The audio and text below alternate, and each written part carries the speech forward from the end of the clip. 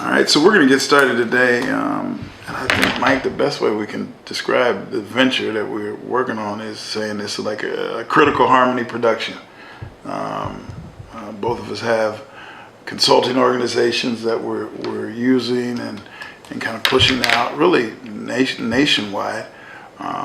We're doing the work in Minneapolis, but we're really kind of starting to move into connecting and engaging our work across the country. And so what we're going to do many times in these podcasts is connect to the Black experience. We laugh all the time about having tenure as Black men. So when I go to bed tonight, I wake up tomorrow, they can't take my tenure, they can't take your tenure, and we wouldn't want them to. So we're always going to be talking about things that are connected to the Black experience, especially the Black male experience. So that's really kind of where we'll be going every time we engage in these conversations. So just a bit of a quick intro. I'll do one quick, Mike, you can as well. My name is Corey Yeager. I'm a PhD from the University of Minnesota, focusing really in the family science, social science realm. By craft and trade, I'm a licensed marriage and family therapist. But the work that I'm always interested in is really engaging the Black community in a meaningful way, dealing with all of the barriers that we encounter on a daily basis. And Mike and I have kind of begun over the last, 4 or 5? Is it 5 years? 5 years, man. Is it 5 years? 5 years. Where'd that time go? Well, the start of the 5th year. This is the beginning of the 5th year. Beginning of the 5th year, yeah. Of doing work in Minneapolis, and it's really kind of grown into work starting to be all over the place. So that's kind of who I am. Mike, you want to run yours down? Yeah. Michael Walker. Currently, I am a PhD student at the University of Minnesota. Say that. Currently. When did it start? I started yesterday, man. Damn. Yesterday started that journey. But really work in schools. A lot of my work has been in schools. So I've been a counselor within school districts. I've been a principal within school districts. I also worked. I'm in nonprofit organizations, so I did a lot of work in the community and nonprofit organizations within Minneapolis, St. Paul area. And so now I'm directing an office that specifically focus on Black males in the educational system. So that's kind of a little bit about me. Been doing that for a few years here. And yeah, so as Dr. Yeager said, we're going to be talking more about the experiences of Black men and how it relates to education, society, in the workforce, all sorts of areas and different dynamics. And as he stated earlier, we got tenure, so we got a little bit of information and history about that. So yeah, we'll try to bring that forward, and then you'll hear some stories and some insights on what we think. So it may be the easiest. We kind of talked offline about what we wanted to touch on today. And we had a couple of topics that we thought were important, especially time frame. With school having just started, us kind of running around doing the work that we're doing in the school systems. So talking about the beginning of schools across the country, but something that's connected to that and something that we're having our young kings. So you'll hear us talk about our young kings. That's what we call our students, and letting them know that they come from kings and queens. So our young kings in the classroom are talking this week about the Colin Kaepernick and Nike situation. So we may kind of mix back and forth between the start of school and how that's working. But one of the leading things that all of us are hearing about everywhere is this Kaepernick piece. And if you look at it, man, this Kaepernick thing is really kind of 2 years in the making. But I guess the stir is now Nike is said they're going to use him as their 30-year anniversary ad campaign lead. And I was watching and saw a commercial for him last night. So maybe we can jump off or kind of take a dive into some thoughts around the Kaepernick Nike piece, and then we'll see what kind of where it goes from there. What you think? Yeah, no, that's good to go. I guess what I was thinking, and just adding on to that, is that a great way to start the school year out is how do we make our curriculum relevant to our students, right? And right away we have a huge thing that's going on in society with the Kaepernick deal with Nike now, but it all stemmed from him kneeling a few years back. In support of injustices happening by marginalized folks, black and brown people. So I talk about that in schools, of saying, so as we starting out the year, one thing that has been prevalent is that necessarily schools haven't been necessarily designed to support or help the black agenda. So when we know that to be the case and true, how do we infuse that into our curriculum so that we can start to show blacks in a positive light, and any marginalized groups in a positive light, but most importantly, black folks. So I guess the first thing that I would share is that we need to really be starting off with building relationships with our young people in the classrooms.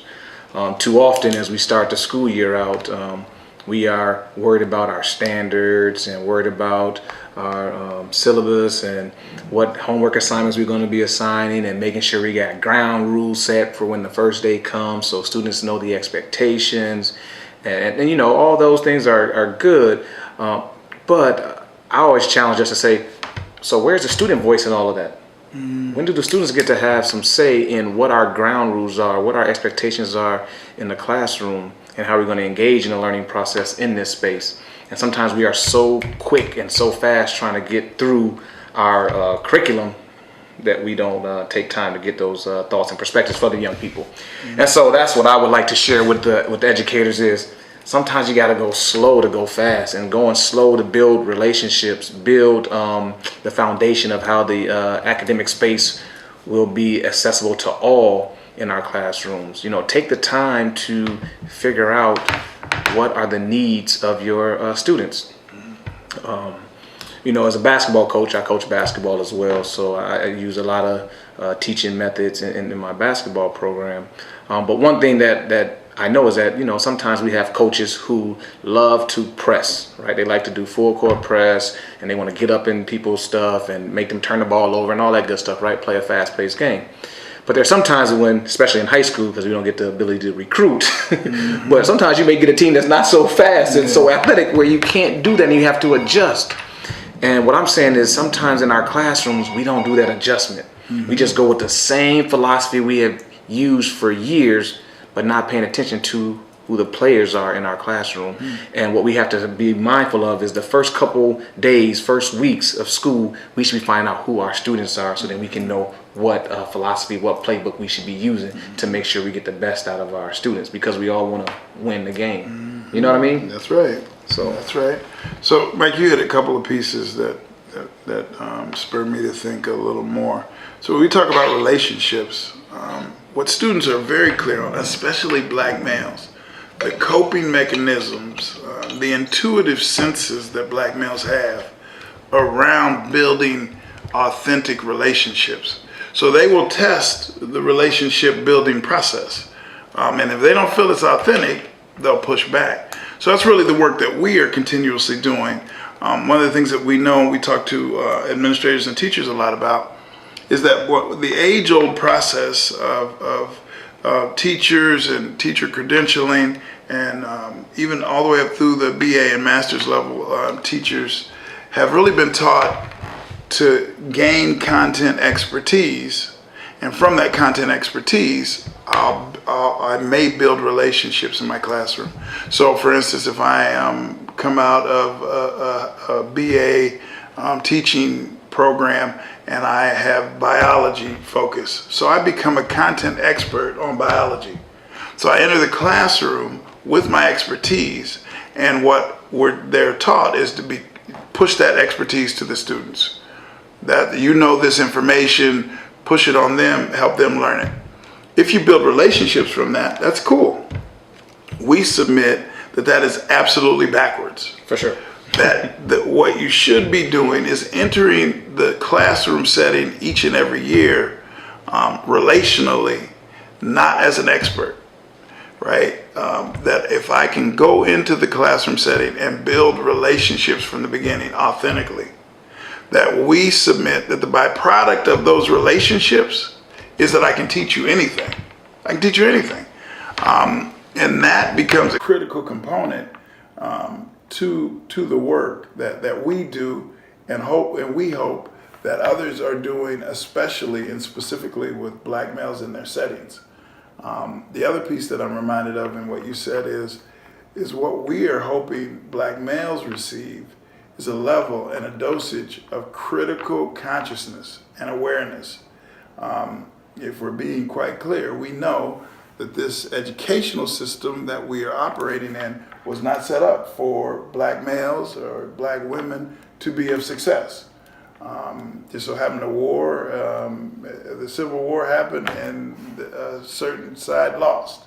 But from the beginning, from the genesis of this country, all the way to the fundamental documents that founded this country, we were seen as 3/5 human. We were supposed to be slaves and continue to be slaves.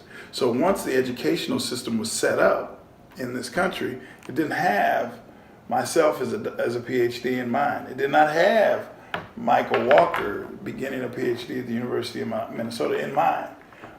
It had us as slaves in mind. So being clear with our students about that educational system, James Baldwin says that the deeper you get into an educational system, the more critical you become of that system. It is quite apparent for both of us. The deeper that we've gotten into the educational system, the more critical we've become of that system, especially in the context of black males. So figuring out how it is that we convey that to young black kings that are in our spaces and push that level of consciousness and awareness so they then can move through that educational system better understanding what preceded them, what happened before in 1954 and Brown versus Board, what happened before that when segregation was the law of the land, what has happened since 1954 all the way to where we stand today. That is a level of consciousness and awareness that we hope they receive. And when other teachers from the dominant culture get our students in there and they're critically conscious, it makes them nervous because our babies are going to push back and ask questions that may make them flustered. That's okay. We want our teachers prepared to deal with that pushback. It's important. So, and as we begin to do that, you may have more to talk about on that school piece. This Kaepernick piece is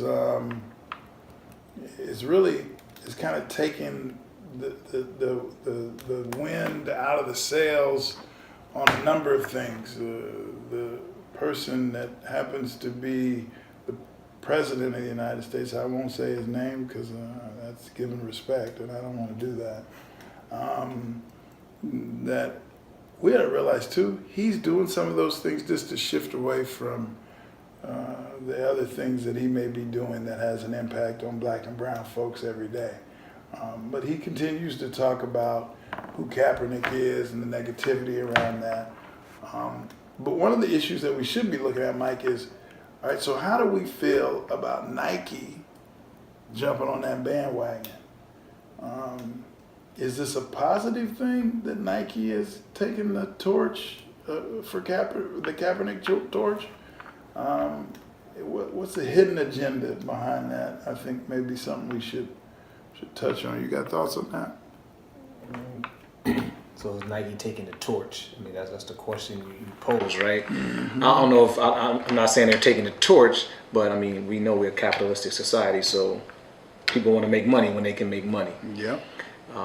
The issue becomes, how are we as consumers spending our money? So now, are we going out just buying stuff from Nike because they are supporting Colin Kaepernick and what he stood for, or are we buying the Nikes when we actually need them? Mm-hmm. So like this basketball season, I need to go buy me some shoes, right? I prefer Nike. Mm-hmm. All right, I'll go buy some Nike. But if I'm just going out buying stuff just because, then all we're doing is helping them pay for whatever support they did of Colin Kaepernick, which is not a bad thing, but I'm just saying let's be mindful of how we're spending our money.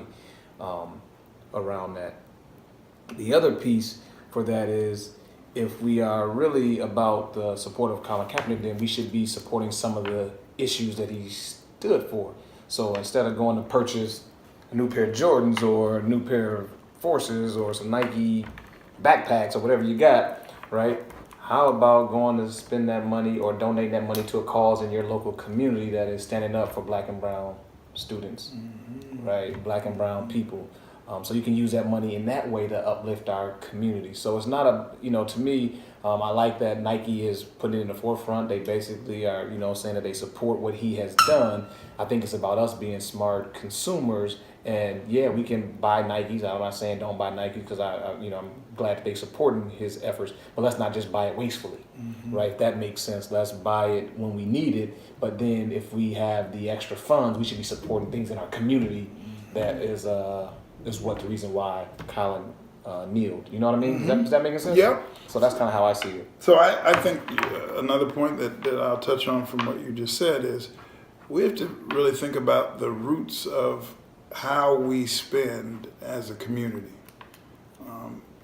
If we look at Dr. DeGrasse wrote the book Post-Traumatic Slave Syndrome, saying the remnants of slavery still show up in our community today. Well, part of the remnants of slavery showing up in our community currently can be connected to we've never had much.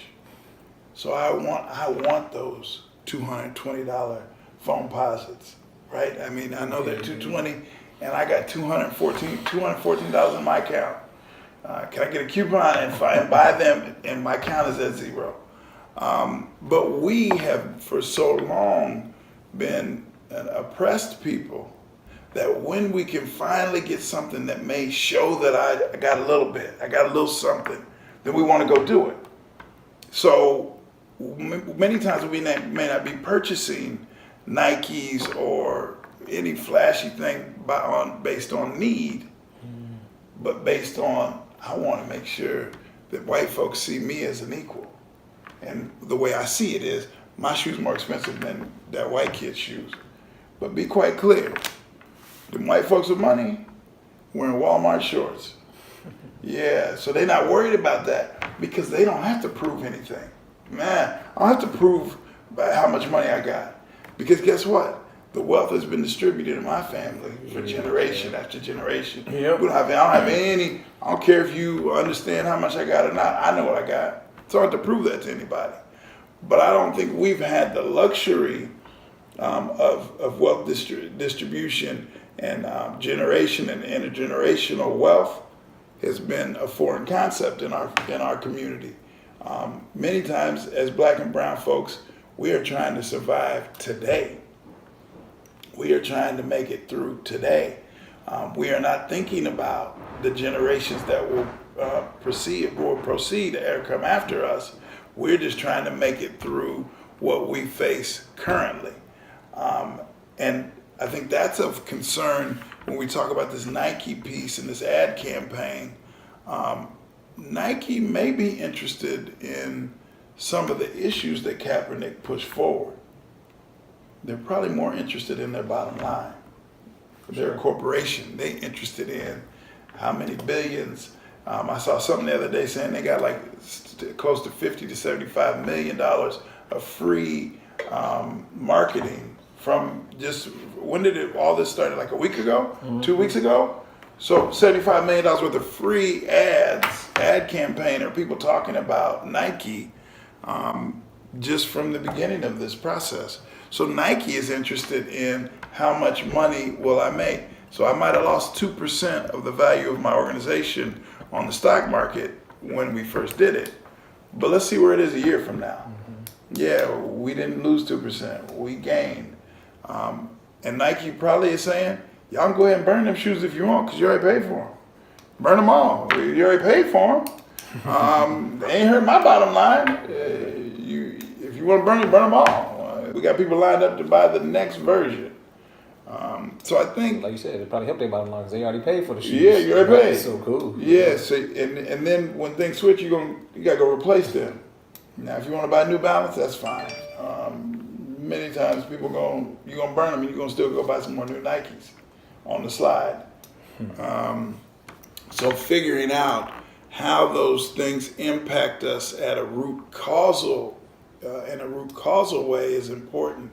I think too often we look at the surface, just what's happening here, but we have to do a better job of saying, all right, so what's the roots of this?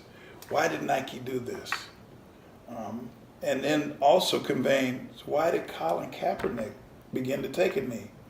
It wasn't about disrespecting the flag or disrespecting the armed forces. None of that. It was about police brutality, and us as a community saying they're not doing anything about this. And we say it all the time in our presentations, Mike. Hey, we're talking about race right now. Why are you talking about gender? You just shifted away from what we're discussing. All right, Kaepernick I was not talking about disrespecting the flag or the armed forces. Never have said that. No one associated with this movement has said that. But many times what people do when they get uncomfortable. So if I'm uncomfortable with the fact that police brutality is occurring, what I may then do is shift into something around, yeah, but that's disrespecting the flag, and that's disrespecting and all of these other pieces when no one said anything about that. So I think we have to always kind of try to bring it back to that root cause as opposed to kind of those secondary and tertiary conversations. That's not where this conversation began. Yeah. Right? I mean, those are all great points. And just even, so I'm going to always connect it back to the school really quick. So just as we sit here having a robust conversation about it, just think how valuable our students could be having a conversation about this in the classroom. How more engaged they may be in the school setting when you are talking about something that relates to them, that's relevant to them. And this is, this is not just what's relevant to black and brown students, but this is relevant to white students as well. Right? This is relevant to white students as well. They'll have a perspective, they'll have a thought, they'll have a side, and this is where you can do some debating, this is where you can do some fact finding, some fact checking, you can do some research. I mean, you can get students engaged in all sorts of things. And what it backs up to for me is that the 21st century skills that we want students to leave our educational system with, critical thinking, communication, creativity, and collaboration. I mean, obviously we add that fifth component, critical questioning, right? So how do we critically question a system? But these are the skills that we want students to leave with. So why would we be infusing this into our curriculum, into our learning environments? Because now you can get them, it's like a hook, right? It's like anything, you want to hook them on something early, so then you got their attention, you got them vibing, and now you can teach the other components that you want to teach, or that whatever is part of the so-called core standards that we are supposed to teach. So how do we hook the young people? And this is one of those things that you can hook the young people with and teach them some of those skill sets that they need in order to be successful within the school system. Right? You know what I mean? So I think sometimes we forget about some of those smaller things that we can add to the classroom just by going outside the traditional norm of what we have done in school in school buildings. Now, don't get me wrong, there's teachers who do it. There's some teachers who are out there doing it, and I applaud them, but it's far and few between is what I've come to realize and recognize in the school system. And so that's where I want to push more people to think outside the box, especially in our classrooms like social studies and ELA. There's much room to do that. Now, there's also room to do it in math as well, because we're talking about finances and whatnot. That is an angle that you can talk about as well. What is their stocks, and where did it go, and how did it come up? What is the yield, and all those different things that you can manipulate within your classroom. But there's ways to teach math through those lenses as well. Again, we just got to be creative in our approach to doing that, and that's where I think sometimes we have fallen in the education system. We just saying, well, I did like this last year, I'm gonna do the same thing next year. I'm teaching 11th grade algebra, so this is what I'm gonna do. Or I'm teaching 10th grade ELA, these are the books that we have always used. This is books we're gonna use. Yeah, there's more room for diverse thoughts, diverse narratives, and I think that's what we have to be more mindful of. And like I said, it's not that we're blaming the teachers, because they went to college, and college of educations have pushed them to teach certain things, certain traditions, and so they're just teaching what they have been taught. That's right. What I am pushing educators to do is be lifelong learners. So how do I teach what is needed by the students that are sitting in front of me today? Again, it goes back to that basketball analogy I used earlier, right? My team is different this year. Yeah. My team looks different. My team got different skill sets, different attributes, right? So now I gotta figure out how to best Coach to support them Yeah. to get the best out of them, right? And so that's me as the educator figuring that out and trying to put that together, not just going with the same old process. You know, it's our thing about best practices, right? Sometimes I get frustrated when I hear, well, I did best practices. Well, yeah, best practices puts it back on the students. It's saying that as the adult, I did exactly what I was supposed to do, and the students didn't fall in line. Yeah, it was their fault. Students didn't fall in line, so it's not me who failed, it's the students who failed. But I take that on me as an adult. Yeah, we can use best practices to a certain extent, but then we also got to be willing to be flexible and nimble within those best practices to reach students that we may not be reaching through those best practices. Because again, we're trying to use generalized research or whatever to go for the masses, and sometimes that just don't work. You have to do some individual work. You have to do individual work and reach out to students individually. You talked about something earlier about relationship building and how we need to, build those relationships. And you've heard me say this before, Doc, is that when we talk about depositing into that relationship bank, how do we see that bank? Mm-hmm. And too often, the bank of black males, the way society has seen it that is a bankrupt bank. It's a savings and loan. Yeah. Yeah. I ain't that old, so I don't know. Yeah. I think I know what you're talking about, but I ain't talking 100% on that. Yeah, I'm old. But I'm savings and loan went bankrupt. I'm saying the bank is bankrupt. The bank is bankrupt, and so people are saying, "Why am I going to deposit into that bank that's already not under?" going to. That's already under. So if I don't value the bank, I ain't gonna put my investment in that bank because I don't feel like there's any return on that investment. Yeah. So that's what I'm challenging educators to do in the classroom. Do you find that bank a source of you can get a return on your investment? Because if you don't find it, then you're not going to deposit any relationship capital in there. You're not going to deposit that. You're not going to take the time to build those relationships or connections or try to figure out how can I best serve this student. Because I already figured out that the return ain't going to be worth it. Ain't nothing worth it. I'm losing money. No. I'm just throwing it away. So that's something that stands out to me all the time. How do we make sure, how do we change the thoughts, the perspectives, the beliefs of our educators and the people in society who are engaging with black males across many different platforms? Teachers, as coaches in their classroom, must find ways in which to adapt their curriculum and their teaching style to the program they have. So if he doesn't have a Tom Brady and I have a kid that's a runner, and that's what I got to do. All right, I got to change the offense up because that's what my team is different. Yeah. This kid is better at this. Tom Brady's out right now. We're going to switch it. He's done it. I've watched coaches do it. My guy's out. He's going to be out for 6 weeks. His offense changes. The teacher should be doing that exact same thing.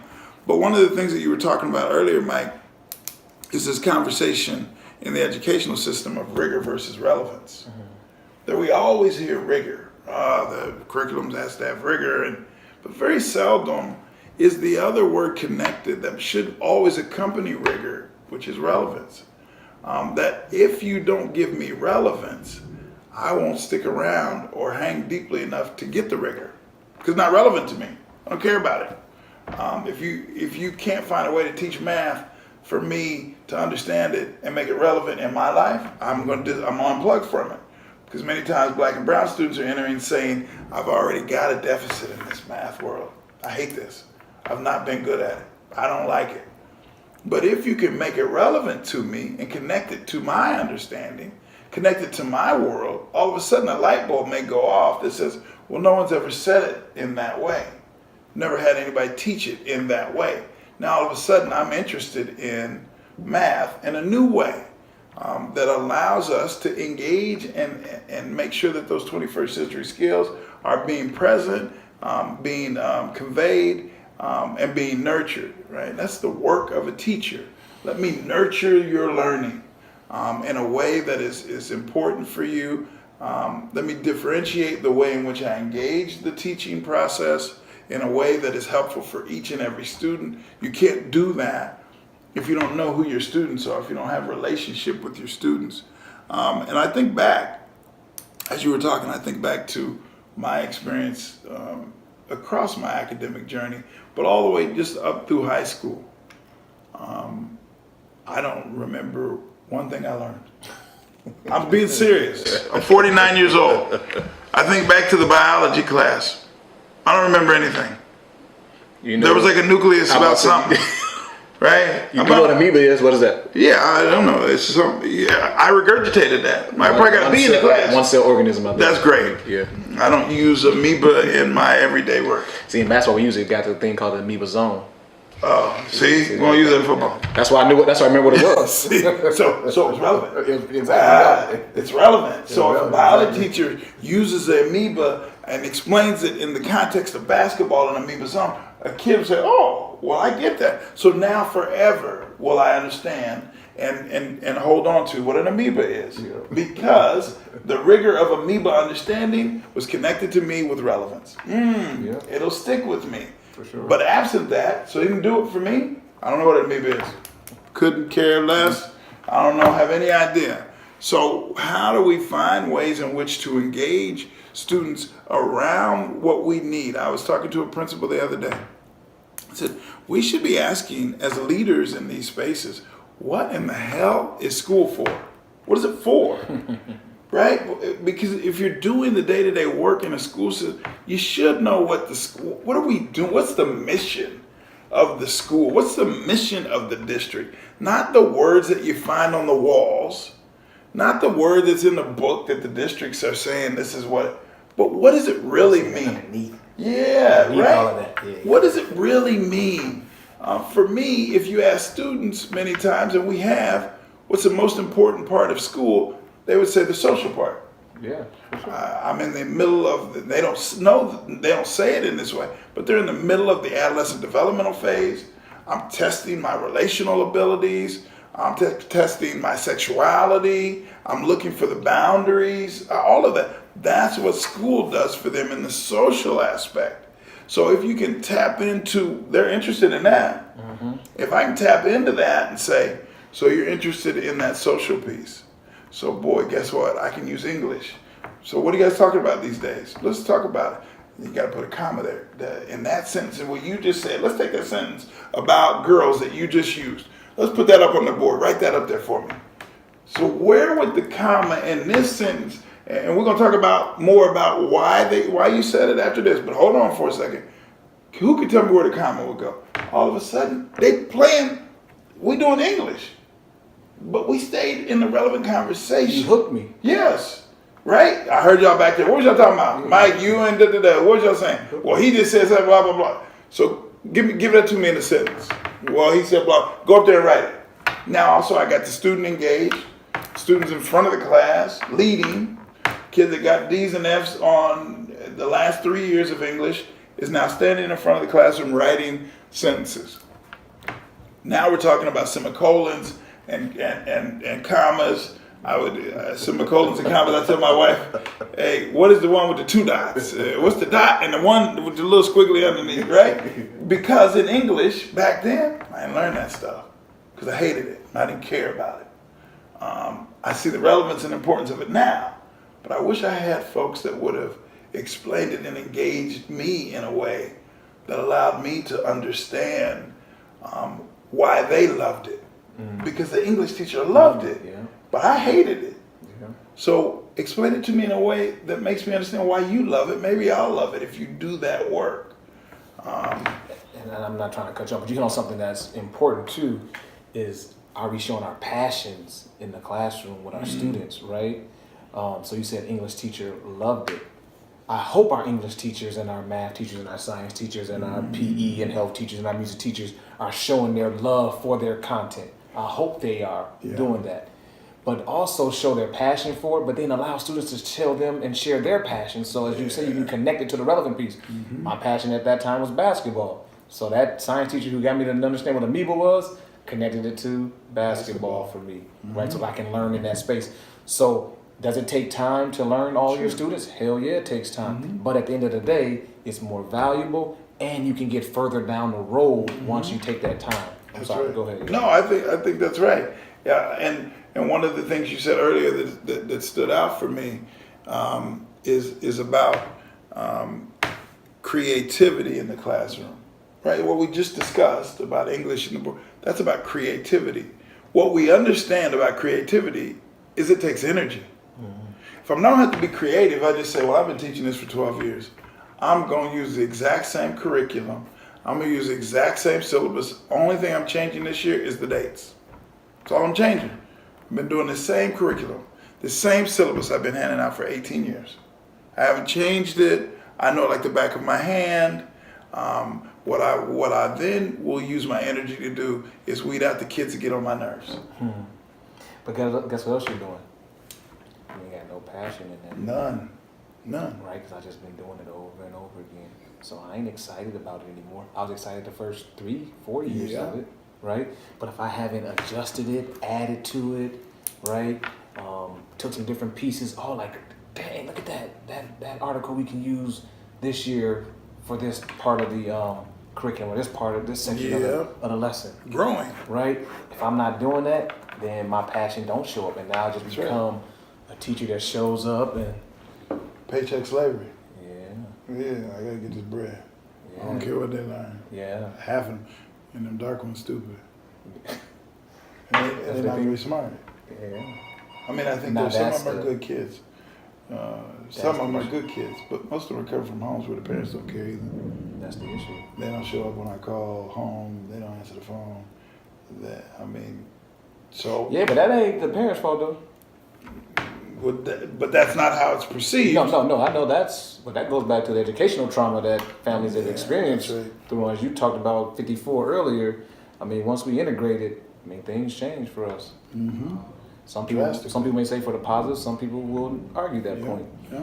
But things change, right? The way people cared for us in the educational system was different. Shifted. It was different, right? Yeah. The way we were treated in that educational system was different. I mean, Yeah. from the outset, they had to have police escorts to get into some of those That's right. buildings. We had governors who stood outside the door Not saying, allowing. "Hey, you ain't coming up in this building. Yeah, We ain't doing that." Yes. That's Right? right.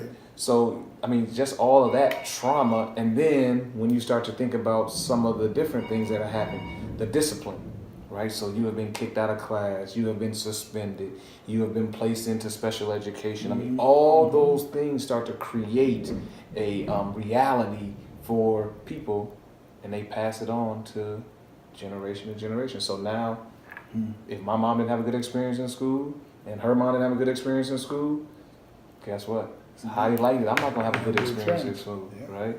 Because they gonna not even intentionally, but either by not saying anything to me about their experience in school, or by telling me some of their tough experience in school is gonna instill that in me, and now I'm being there looking for it, right? Which is which can turn people sour, which does turn people sour, and now you got what you have. So what I'm saying is, as educators, we got to be intentional about trying to break down that trauma. And so we got to go above and beyond the regular welcome here. We got to be so intentional about reconnecting with those families, reconnecting with those students to break that chain of trauma. You know, we talk about, I know we done went all over the place, but I don't care. We talking about schools, and we saying we don't have a lot of teachers of color. I got a real easy solution of why we don't have a lot of teachers, answer for that. Well, if I was treated horribly, why would I want to go work in that space? Why would I go work in that space? Yeah, I'm not going to. No. So we talking about we need to have these teacher prep programs in colleges and universities. I'm saying, hold on.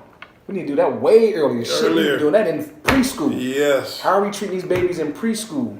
And the reason why I know that we have kids that would love to be teachers is that my son at 3 and 4 years old was playing school at home, and he was the teacher. Yeah. So he liked school Yes. already. It was a passion. At 3, 4 years old. Playing school. And now I'm saying that about my son. I'm guarantee you there's every family can talk about their kids playing school before they ever got there. And one of those babies was a teacher. Other kids were the students, learning, excited about it. Somewhere down the line, though, they kill that excitement. Somewhere within the institution, Break it the spirit. changed. Break the spirit. Broke the spirit. Yep. Now I don't even want to go. I'm dropping the hell out. Yeah. What I would be willing Lost to bet is the little baby teachers that when my son was 3 and 4 years old, he made the lesson relevant to his little sister that he was teaching. Yeah. Kept them engaged. Kept them engaged. I love that. Made it fun. Yes. Made it exciting. That's right. We get to school, man. That ain't fun no more. It ain't exciting. It changes. Right? Yeah. Because I think it becomes, again, it relies on us as adults. What are we doing while we have the students' attention? Mm-hmm. And I'm not saying it's easy to keep students' attention. Don't get me. I'm not saying it because we got freaking all this technology. We got cell phones. We got iPads. We got freaking headphones and everything that they got access to.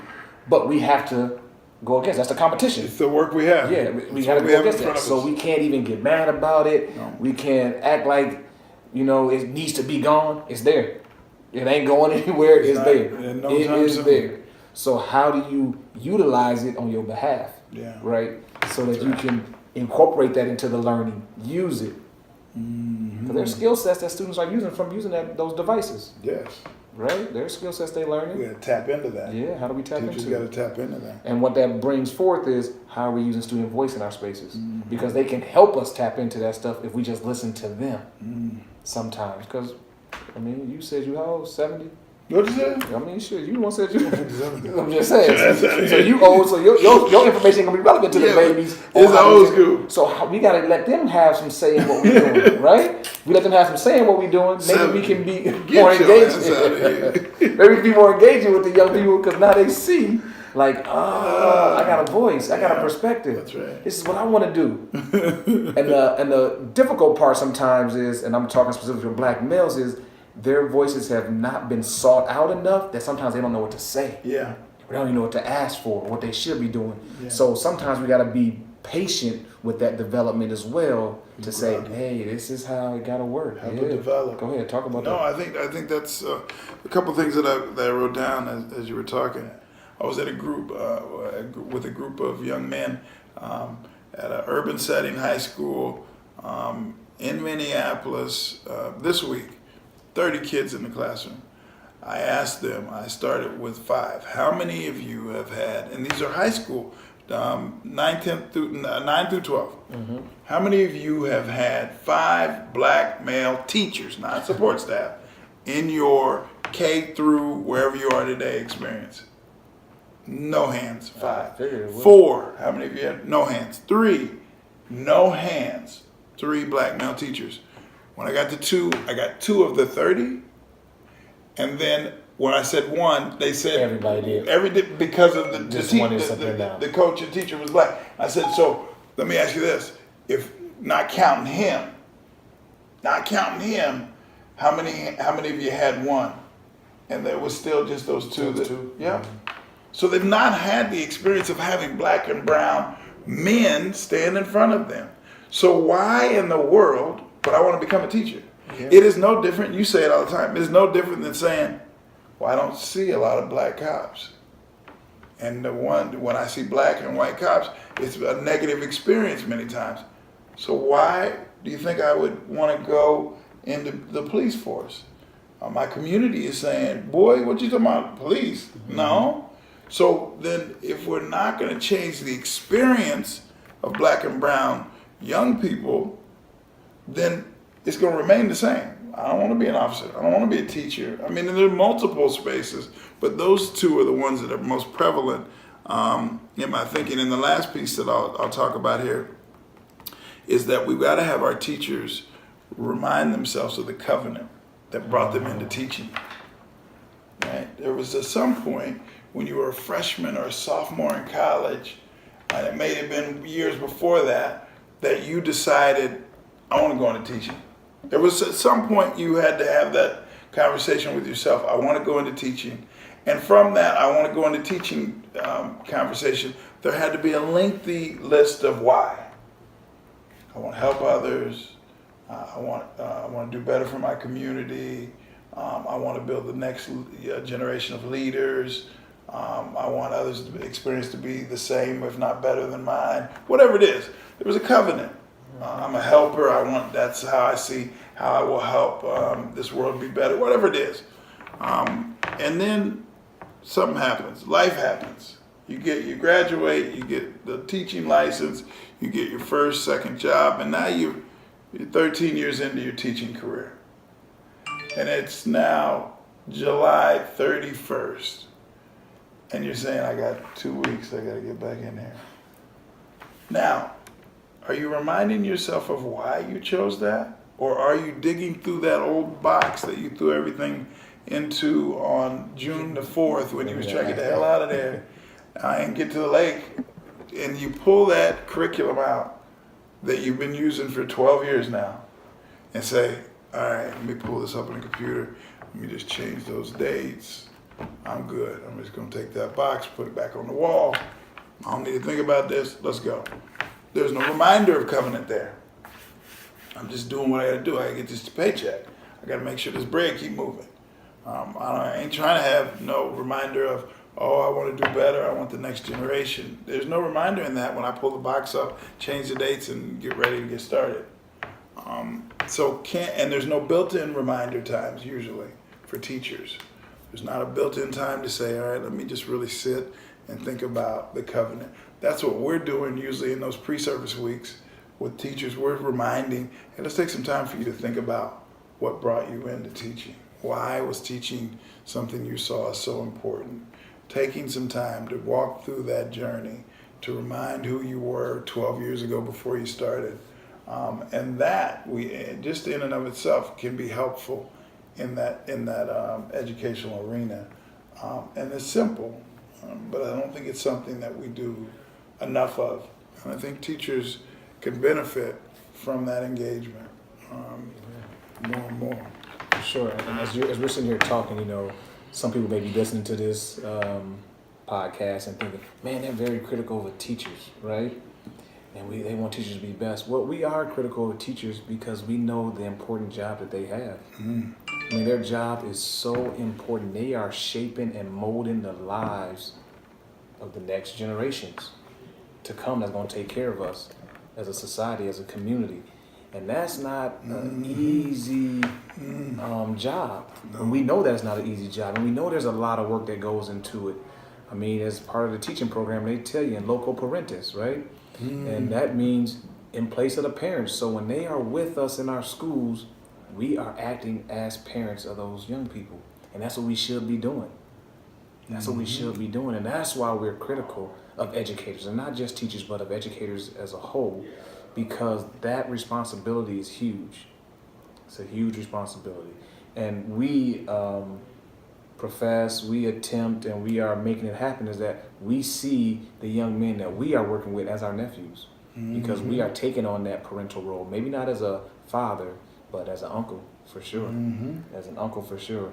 That's an authentic relationship. That's a relationship that can grow and build, and both parties can push each other, right? Both parties can push each other. The nephew can push me as the uncle can push the nephew as well. And when you do that and you got that two-way street of learning going, I mean, that's a beautiful thing. That's a beautiful space. And so please don't listen to this and get frustrated and think that we're just coming down on teachers. We really value teachers. We really value. That's why we are in the work that we're doing is saying, how do we help teachers be better? How do we also challenge the system to allow teaching the time and space they need to grow and develop with professional development, with time to meet with each other, to co-plan. Those things are very, very, very, very important. Very important. And so please understand that that's also some of the work that we talk about. Obviously, we can't talk about everything on one podcast, but that is definitely on the forefront of our minds and the work that we're doing. But we understand that this is a real serious job, serious opportunity that we have to impact the lives of young people. And so the teaching profession is where it happens at. I mean, that's where all of our babies have to go. They ain't got no choice. They ain't got no choice. All of our babies have to go there. And we have to be mindful that, guess what? Everybody who was sending their baby there, they want their baby to be successful. They want their baby to be successful. We have to believe that. As educators, we have to believe that. I'm not saying it's going to be easy, because there are going to be some times where there's going to be some students that will step outside the line or will upset you and frustrate you. Yeah, that happens to me every single day, right? I'm not immune to that. That happens to me every single day. But I'm willing to have a short memory about that so that when I encounter that student again... Benefit of the doubt, baby. Yeah, benefit of the doubt. Guess what? You got a clean slate. Hey, Rita Pearson. gotta Rita clean Pearson. slate. Oh, Rita she Pearson sure said in her educational conversations, Them ones that and show Rita, everything. Rita said, think about that kid that comes to class that you really don't like, and we all got him. That's the one that's gonna be there every single. He gonna never miss. It can be a storm, a tornado, and no other kid come to school flooding.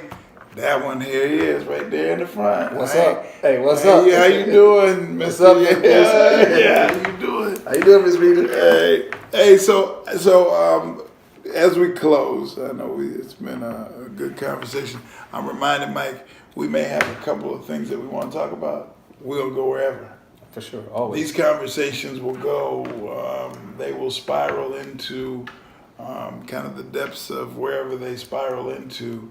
And it's really akin to the work that we do with our professional development in schools and organizations, is that all the time, and we think it's important that teachers do this, is that we come in with a prepared process. And we may have a PowerPoint with 52 slides. But we joke all the time, we may only get through 6 slides because the conversation that moves and the questions that are asked becomes the most important. For sure. And what we can always understand and know is we still got through the majority of the work that the slides may have had, but we did it in a way that was relevant to those sitting in the audience. So we hope the conversation is relevant and rigorous every time that we come together. I thought it was a good piece. We're going to continue to do this. We're just beginning the process. We continue down these roads, and we think these conversations are important. We hope others do too. But even if they don't, we're going to keep doing them, right? Yeah. So any thoughts you want to add as we Yeah, close, Mike? I would just say, as always, we are definitely open for questions. So if there's questions that you have, definitely post them, and maybe that might be the subject of a future Next. podcast Yep. or something that we may want to respond to. So definitely take advantage of that. One thing that you'll hear us mention a lot is that we're not saying we know everything and we have all the right answers, but we're willing to try things. We're willing to do things differently because we know what the other things have gotten us, the same things we have done, we know those results. So let's try something different. Let's go outside the traditional norm and see what we can do to impact our students in a different way, to see if we can get a different outcome, see if we can get a different result.